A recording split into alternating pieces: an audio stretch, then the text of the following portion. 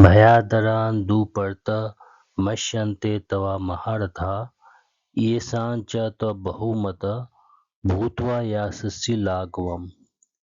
This is the sloka number 35 from chapter 2 of Sri Mad Bhagavad Gita, which say, the great charities will think that you withdrew from battle out of fear, and you who were highly esteemed by them will be regarded lightly.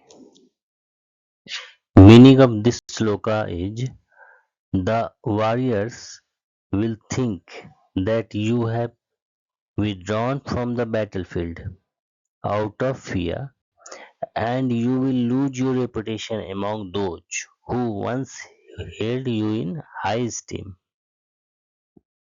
This is the sloka number 35 of chapter 2 of Srimad Bhagavad Gita. This is the part of Krishna's teaching to Arjuna, urging him to rise above fear and perform his duty with courage and honor. This sloka is very relevant for teens. It says to face challenges boldly. Avoiding difficulties out of fear can harm self-confidence and reputation. It further says that courage builds identity, fear weakens perception. Stand firm even when results are uncertain. Message for youths is, in career and education many step back due to fear of failure. This sloka teaches to face competition and pressure with strength. Real growth comes when we act despite fear. Respect and success come from perseverance.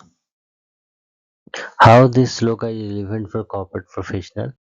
In the professional world, avoiding responsibilities or risk can lead to loss of credibility and trust.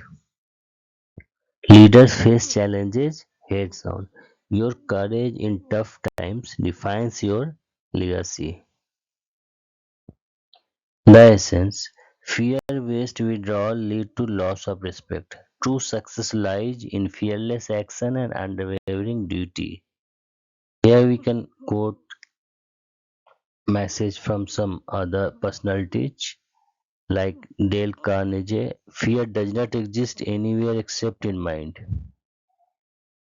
Theodore Roosevelt: it is not the critic who counts, not the man who points out how the strong man stumbles. The credit belongs to the man who is actually in the arena. And Bhagavad Gita: do your duty and leave the results to the will of God. So, what is the conclusion of this sloka? Fear is natural, retreat is disgrace. Your honor and integrity are the true measures that define your legacy. Thank you, friends, for listening.